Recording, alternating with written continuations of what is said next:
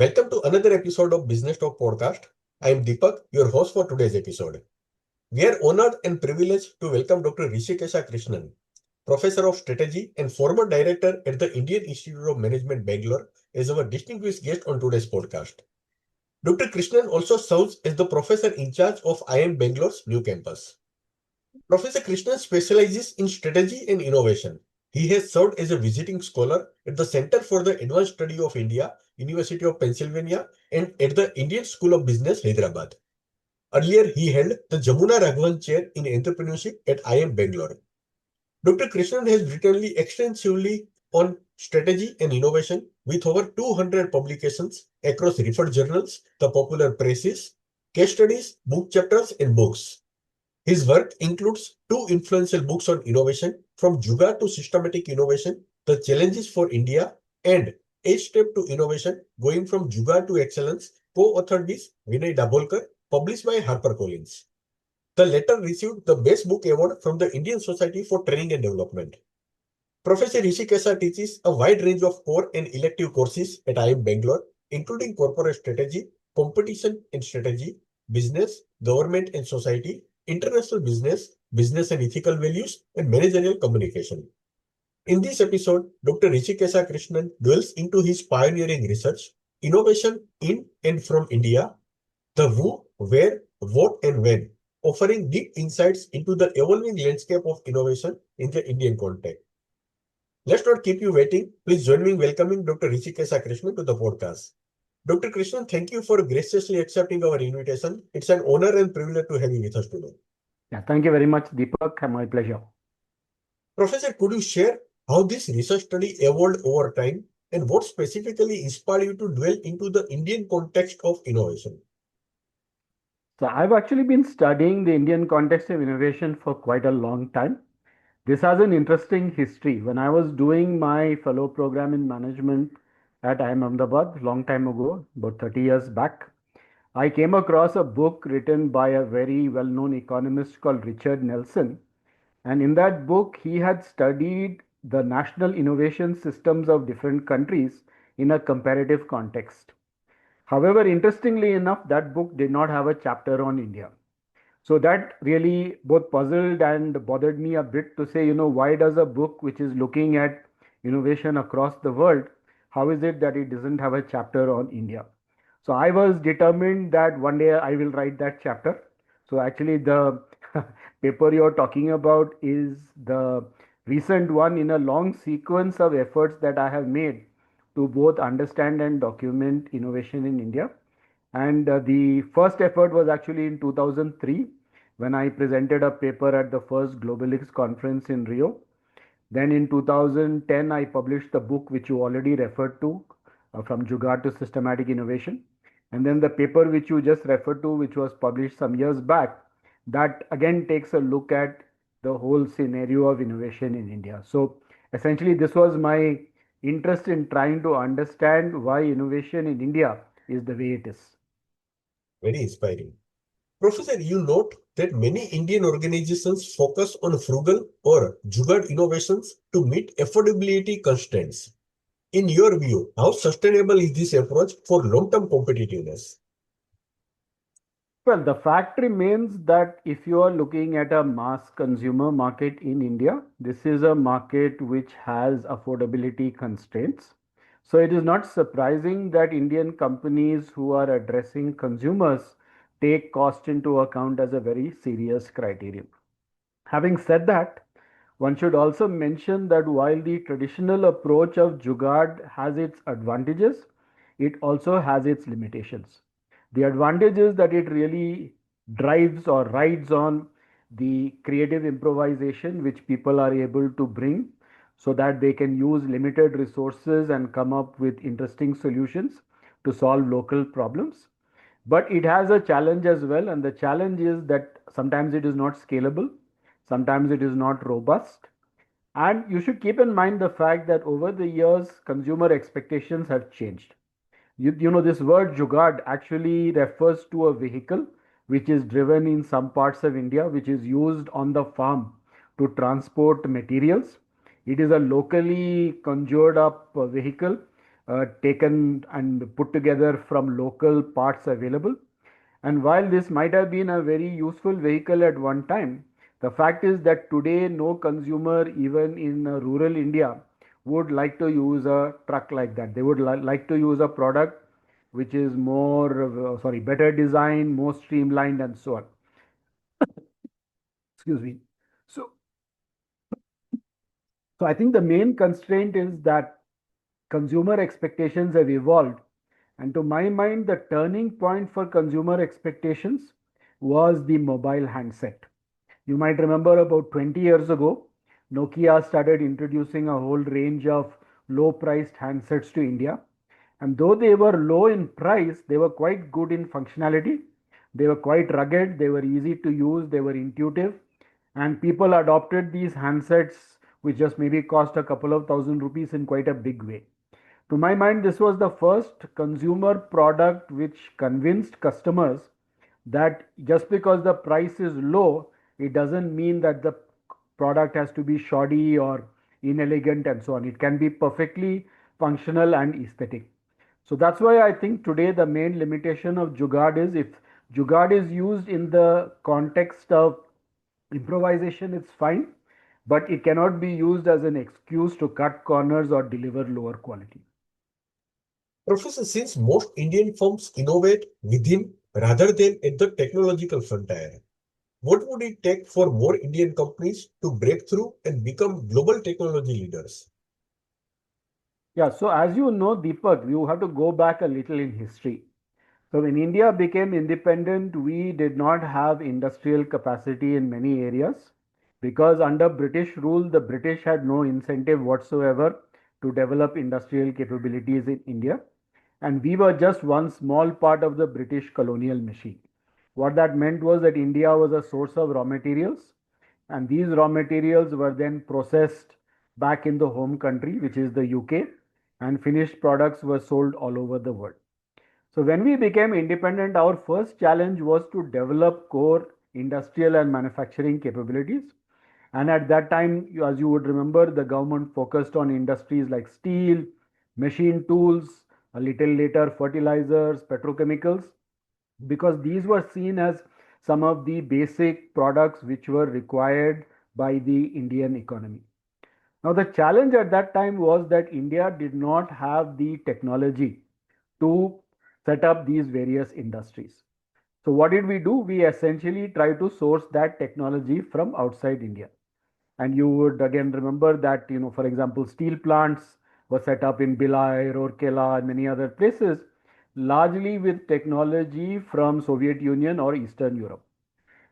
The challenge at that time was really to adopt and adapt this technology to make it work in Indian conditions. And therefore, in the first 20 to 30 years after independence, most of the innovation in India, if at all, was focused on process improvement. Essentially, some of the plants we had imported or the plant designs we had imported from outside India, they were not suitable to the Indian context. Either they needed some tweaking to use our raw materials or they needed some modification to work in our climatic conditions. So the whole challenge till about 1990s, till economic liberalization, was how do you improve the productivity and enhance the productivity of Indian manufacturing somewhere near the global levels. But this was actually quite a long drawn process, and even by the early 90s, in many cases, we had not achieved the productivity levels which global companies were able to achieve. So that is why you can say that till that time, India's efforts were largely within the technological frontier. It was largely creating production capacity in certain core industries where we needed to have presence. And whatever innovation was there was really focused on the production process itself. Now, post liberalization, what happened was that we started looking at other forms of innovation, for example, products. And it could be both in terms of redesigning existing products as well as creating new products for the Indian market. But even there, we were largely operating with known existing technologies rather than pushing the technological boundaries. And in most industries, one could argue that that is the case even today. Part of the reason we are in this situation is because we have not entered, or we do not have a significant presence in the industries which are very R&D intensive and where the technological frontier is continuously expanding. What I mean by this is industries like computer hardware, or you could take computers, or you could take semiconductors.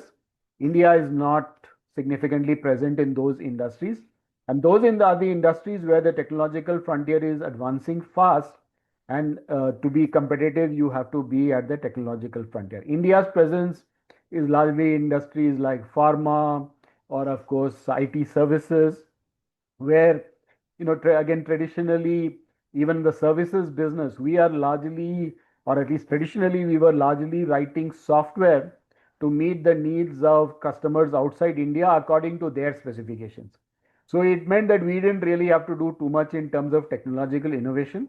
Instead, what we had to do was design software that would work, deliver it in time, and deliver it at low cost. I think this was really the key thing that we were doing.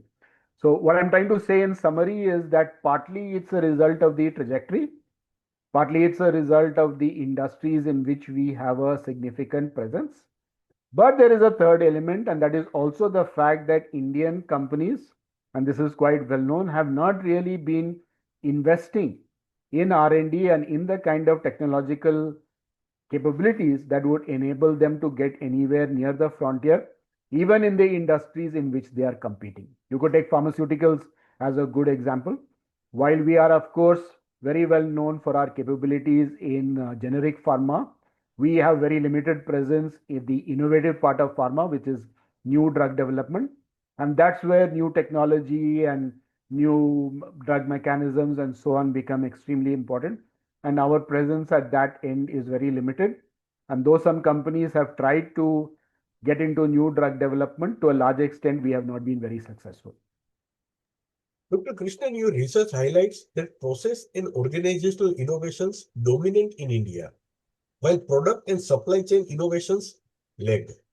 Why do you think this imbalance persists and what needs to change? Yeah, so the process innovation part I partly explained to you already. That is largely because A, of the industries in which we are, and secondly, it has to do with the basis on which we are competing. So if in, for example, to go back to the pharma example, if you are competing largely in generics or in branded generics or some kind of very simple formulations, then it doesn't really call for too much product innovation. Yeah, there's a little bit, but it's not really at the cutting edge. But really, the innovation is on the process side.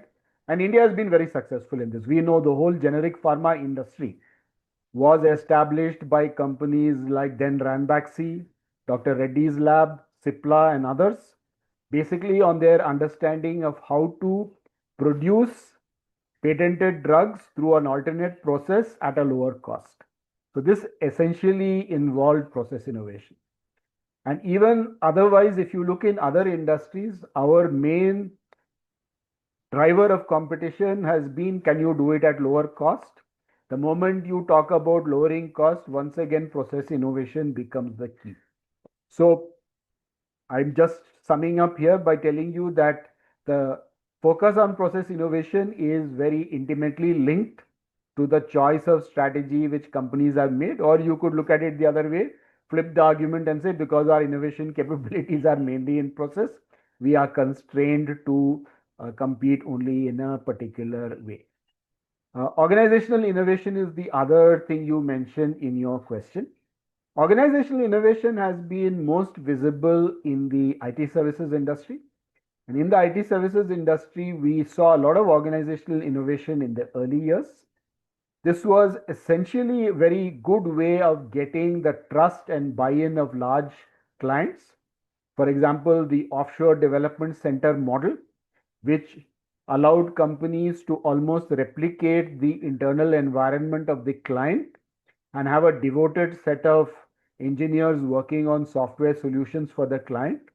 This made many of the large clients feel confident about their proprietary information. It also made them feel confident that the client was working and focusing on their interests.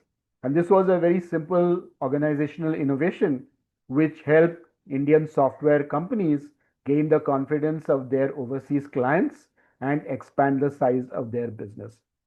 So if you look back again at the kind of innovation that has happened, it is largely driven by the context, it is driven by the kind of industries in which we are competing, and it is driven by the kind of strategies that the companies have adopted.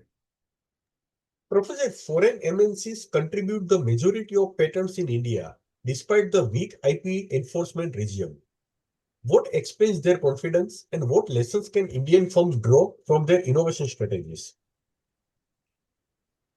Well, one thing, Deepak, is that while the intellectual property rights regime in India was historically not that strong, in recent years, particularly with amendments to the Patents Act in particular, the Indian regime, at least on paper, has become stronger. So maybe it's not completely fair to say that the IP regime is weak today, though honestly, it's not tested that much because we don't see any large IP disputes in India. Now, the reason for multinational companies doing a lot of innovation driven and cutting edge R&D in India goes back to the mid 1980s when Texas Instruments set up their first R&D and engineering center in Bangalore. That was perhaps the first time that a large multinational decided to use Indian talent to drive a part of their R&D and engineering. And that trend, which started 40 years ago, has today intensified into what we know as a network of global capability centers, or GCCs as they are popularly known, which represent almost the who's who of global industry. In fact, between the major centers of GCCs, which are largely based in Bangalore, Hyderabad, Pune, and in the National Capital Region, you can just see almost a who's who of the largest companies in the world having GCCs here. Now, not all GCCs are necessarily focused on R&D and engineering. Some of them, of course, do back office and other kind of work, but there is a fairly large number of these which do focus on R&D and engineering. And this again goes back to a phenomenon which happened maybe about 30 years ago, where large multinational companies decided they needed to diversify the locations in which they are doing R&D, driven by both cost pressures as well as availability of talent. And that's why large companies like big names like GE and others set up these very impressive centers in India. Initially, the centers were largely doing work to supplement the work being done at the parent and were not doing work which was maybe very highly IP driven. But that has changed over time. And as you rightly observed, if you look at US patent data, you will see that the huge majority of the foreign patents or US patents specifically given to inventors from India all go to employees of large multinational companies. And these are those same people who are working in all these global capability centers. Now, your question was about why they are not constrained by the IP regime. Well, to a large extent, that's because they don't have companies in India which are serious competitors of theirs. This is a bit different from China, where the large global companies found that local competitors were in some cases trying to copy their products and technologies and then compete with them both in the Chinese market as well as the global market. That has not transpired to the same extent in India. And in fact, there are hardly any known instances, or at least reported instances, of large companies having any intellectual property issues, either with their competitors or with their employees in India. The only IP issues in India have actually been in pharma, and that's nothing that's related to different set of laws. It's not related to imitation and copy. So imitation and copying has largely been absent, at least as far as public information is available. And that seems to be because essentially there's not too much opportunity for Indian inventors to take those inventions and possibly use them for any other purpose. So I think you can just see that most Indian employees of GCCs go by the law, and anyway, they sign a non disclosure agreement with their employer when they join the company, and they seem to follow the IP laws quite strictly. Professor, you point to startup as a promising source of product and business model innovation. How do you see their role evolving in reshaping India's innovation landscape over the next decade? Yeah, so this is a very exciting part of the innovation ecosystem, Deepak. What we have seen in the last 10 years and maybe a little longer is that startups have been emerging to create Indian industrial presence in a number of new sectors. And this is to some extent changing the landscape of innovation in India. Whether you take health or you take defense or space, or for that matter, even more traditional areas like agriculture, we see a large number of Indian startups which are trying to be technologically innovative and at the same time trying to solve important problems. In fact, the whole quest for deep tech, which is talked about a lot in the media, is today led by Indian startups. Some of the employees of these startups are actually people who have earlier worked in some of the GCCs we were talking about earlier, but many of them are not. They've just decided to try and address some very important problem, and they are working on that with all the ingenuity that they have at hand. Having said that, India's presence in deep tech is still young, and we still don't have any really significant success stories to talk about. But at the same time, we can see that Indian startups are becoming more adventurous. Perhaps space is the best domain where we even have startups who are trying to build rockets, who are trying to build reusable vehicles. There's a whole lot of interesting stuff happening in the space domain alone. And the good news is that Indian government policy has also changed in order to find ways of taking advantage of the capability that these startups have created. For example, India has a space policy which now creates a very concrete role for startups and Indian industry in the space program, whereas earlier everything was done within and under the umbrella of ISRO. Similarly, in defense, we have the IDEX program, which was launched by the government some years ago, where the government is reaching out to startups who have good technologies. Drones, for example, is a great example. And we saw recently during the tense period that we saw just a couple of months ago, projects during the Operation Sindoor, that many Indian startups technologies were used by the armed forces in order to deal with the challenges that arose at that time.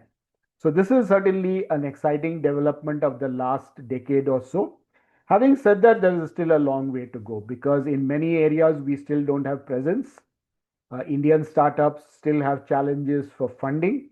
They have challenges regarding infrastructure. So it's going to take a long time, possibly, hopefully not too long, for Indian startups to really become world leaders in the areas in which they are operating. But I would say that we have made a good start, and in many areas we have the foundation already laid. So hopefully we will grow from this to create really good companies in those areas. Professor, multinationals R&D activities in India have fueled spillovers for local startups. Could you share examples of such spillovers and what conditions make them most effective? So we have seen some spillovers for many years now. For some of you might have heard of a company called ETM. ETM was a company started by Srini Rajam, who was the managing director of Texas Instruments in India. ETM was actually started quite a long time ago, more than 20 years ago. And the idea was to create embedded software with the latest digital signal processing algorithms. That's how ETM was started. And from then, we have actually seen a fairly good number of people who have worked in some of these GCCs who have use their experience and expertise that they gain while working with GCCs in order to be pioneers in their own area. Another interesting example is in the social space where there's a company called Niramai, which uses thermal imaging to do early detection of breast cancer. And Geeta Manjunath, who is the CEO and founder of Niramai, she also worked for several years in the GCCs before she started her company. So, in most of these cases, I think what people learned in the GCCs is things like how to design good products, how to plan the whole innovation process, how to integrate quality with the products they are creating, how to understand user needs and translate them into product specifications. Many parts of the entire chain of product innovation and product development they learned as a result of their experience in these large multinational GCCs. And then they have brought that experience to bear in creating these new startups. So I think there's certainly, I mean, there's several more examples, but I just gave you two, which will sort of indicate the kind of capabilities that former employees of GCCs can bring to the table to create very powerful startups. Professor, you mentioned that India lags behind China in empirical research on innovation. Beyond research gaps, what are the most striking differences you see between India's and China's innovation trajectories? So I think, Deepak, the unfortunate truth is that the gap is very wide. While, of course, India has made good strides in recent years, the fact is that there are now many industries and many technologies in which China is either the world leader or quite close to becoming the world leader. Let's take a simple example like electric vehicles and batteries for EVs. In both of these, and they are of course complementary industries, you will find that China, at least as of today, is far ahead. And in fact, China is knocking at the door for global leadership. Why and how did this happen? Well, I think there are multiple reasons for why China has gone ahead. The first reason is simply that China invested in improving the quality and scale of its higher education, particularly in science and engineering, quite some years back. In fact, about 25 years ago, China embarked on this journey, and they have been very purposeful in creating very good R&D and innovation capabilities in higher education institutions. The second reason is that China has also proved to be a very fertile ground for industry as a whole. In fact, people are often puzzled, right? They're puzzled by the fact that China seems to be a communist country, but the growth of China is due to a lot of capitalist enterprises. And the China, I mean, the Chinese are very fond of saying that their country and their economy have multiple characteristics. You might remember the famous quotation of Deng Xiaoping, who is in a way, the architect of modern China, where he said, "I don't care what the color of the cat is as long as it catches the mouse." So this sort of very strong pragmatism is what has driven the growth of technology, R&D, and innovation in China. And you can just see in any of these areas. Just let's go to the example I gave you earlier of EV and batteries. About 15 years ago, I think it was 2015, China brought out a strategic document at the national level identifying a set of industries in which China wanted to be the global leader. And EV and batteries were one of these industries listed in those 10. And over the last decade, they've actually gone about it very purposefully. They made a lot of funding available to startups who are willing to innovate in battery technology. They funded the university system very generously to create testing labs, characterization labs, and innovation centers. They have helped Chinese companies which have achieved scale to grow even further through mergers and acquisitions. And they have not hesitated to help their companies when they needed some support to achieve presence globally. So, while the actual innovation is by the companies, the Chinese government has also been quite supportive and through various ways, through funding, through talent development, through conducive policies, and all the rest. So I think what is the to me the main difference between China and India is that China is able to do things at scale. China is able to be very pragmatic when it comes to achieving results. As is well known, the Chinese leadership is largely qualified in engineering and technology. They seem to have a good understanding of how technology is evolving and what their priorities need to be. And finally, they put their money where their mouth is, basically, wherever they think there are priorities and where they want China to lead, they put the resources behind creating leadership in those areas. This is all fairly well documented. There are no secrets. This is the way China has gone about. And full credit to the Chinese entrepreneurs and innovators who have reciprocated the faith and confidence the Chinese government has expressed in them by delivering in many of these areas. Professor, given the deficiencies in IP enforcement and the limited number of frontier innovations, what policy reforms or institutional support do you think would make the biggest impact? See, in India today, my own guess is that IP is not the area where we need to worry too much. Some improvements have happened. For example, the time taken to get a patent has become much faster. Government has lots of schemes to help startups and others get patents. Academia also seems to have figured out how to get patents when they require them.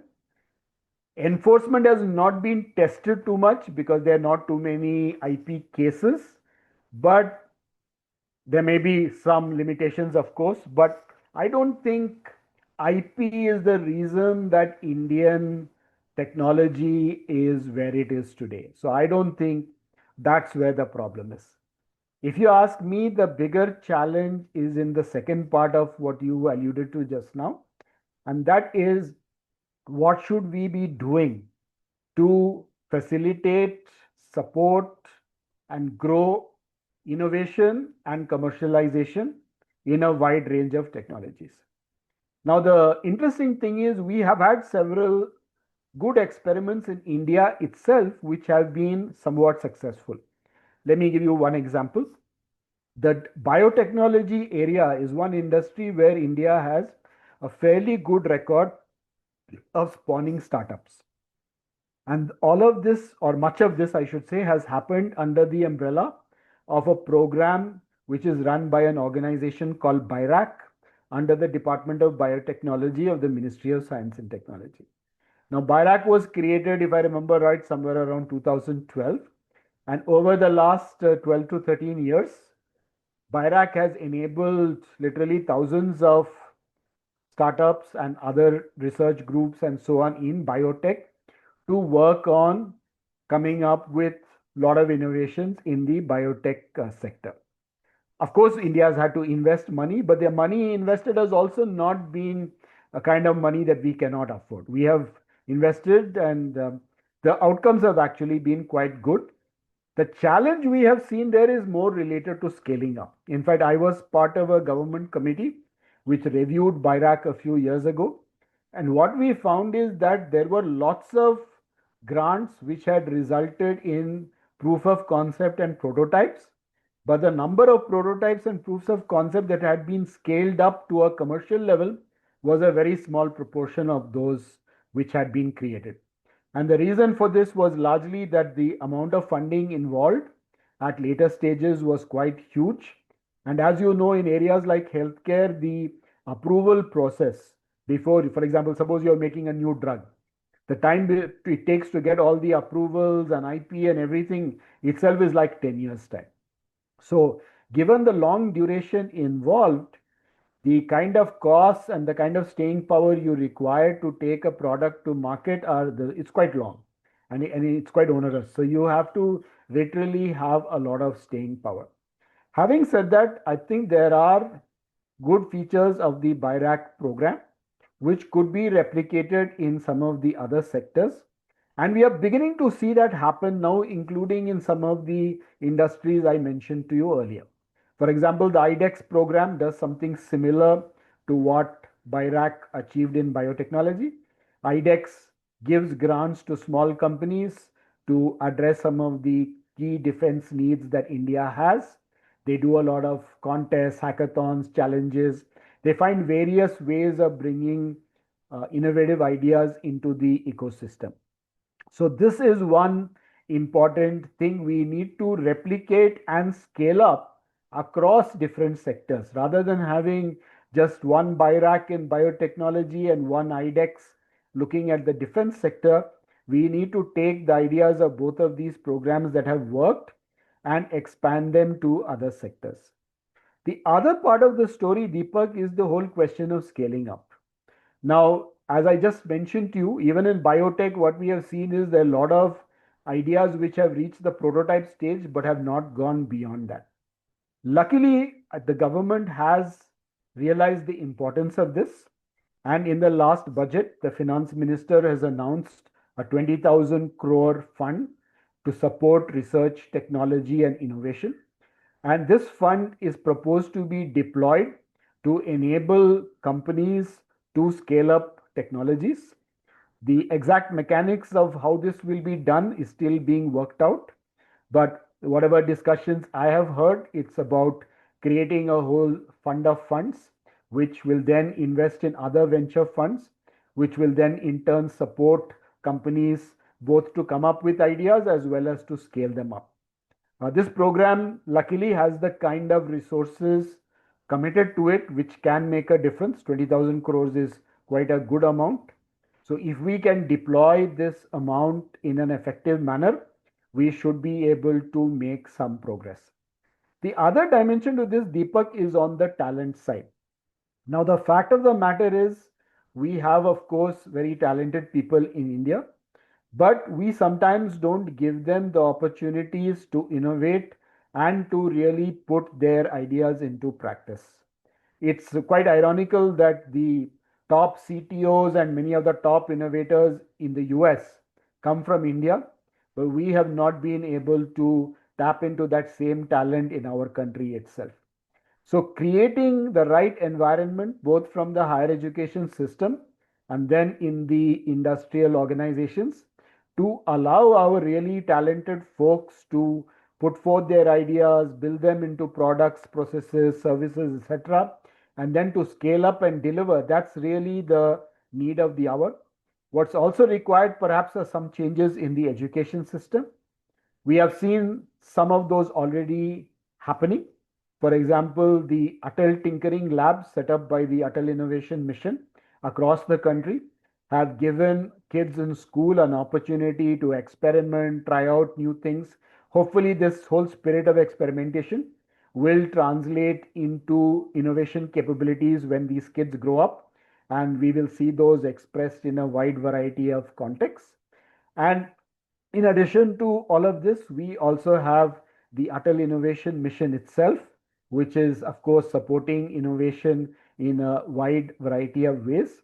And finally, and not the least, we have the National Education Policy of 2020, which explicitly recognizes the need to tap into creativity and innovation in order to allow India and our youngsters to realize their full potential.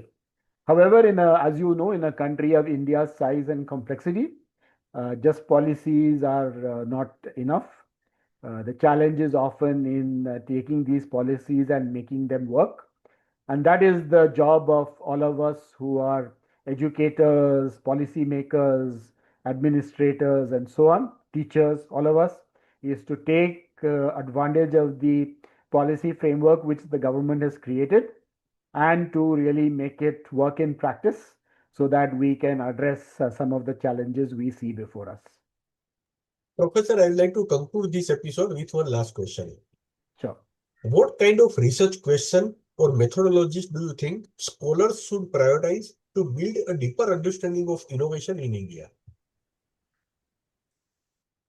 Well, I think there's no one methodology that you need to follow. So, my work, Deepak, a lot of it has been what you might call synthesis. So, what I've been trying to do is put together the results of different studies, my own insights, case studies that we have written, interviews with prominent people in industry, the government, and so on, and put all of this together to create an understanding of the big picture of what is happening in an area like innovation. I've also done studies at the industry level, where once again we have tried to understand what are some of the both barriers as well as the advantages that the industry faces as far as innovation is concerned. And those studies I did in areas like automobiles, pharmaceuticals, etc. Those were largely once again case study based, and they were based on interviews, though we have used some survey data as well. To understand innovation processes within organizations, which are also important, probably things like case studies are inevitable because that's how you really understand the context of the organization. One challenge I do believe we need to address as a country is how do we create more innovative environments within our organizations, particularly our large companies. And there's a lot of behavioral work and just understanding the organizational climate, leadership style, etc., which need to go into understanding what's happening there. Of course, at the aggregate level, there's a lot we can do with secondary research. We can also use data, and of course, we use data as well, for example, to analyze patents and other trends. So there's a lot of secondary data which is available. And of course, sometimes, as I mentioned earlier, surveys also have their utility in trying to understand changing trends and many other features which may vary widely across the country. So I think there is no particular methodology that dominates here. What is really required is more people working to understand innovation in India, and depending on their research question, using the appropriate methodology which will help them answer the question in an effective way. And what I can certainly say is that we have a shortage of people who are doing research in this area, like the area of innovation and related areas. And we could certainly benefit from many more people doing research in these domains. Professor Krishnan, thank you for sharing your insights on innovation in and from India. Your perspectives on frugal innovation, the role of multinationals, and the rise of startups provide a rich understanding of how India's innovation landscape is evolving. I'm sure our listeners will find this conversation both thought-provoking and inspiring. We look forward to seeing how your research continues to shape discussions on global innovations. Thank you once again for joining with us today. Yeah, thank you very much, Deepak, for inviting me. It was a real pleasure, and thanks for the really good questions. Thank you. Thank you.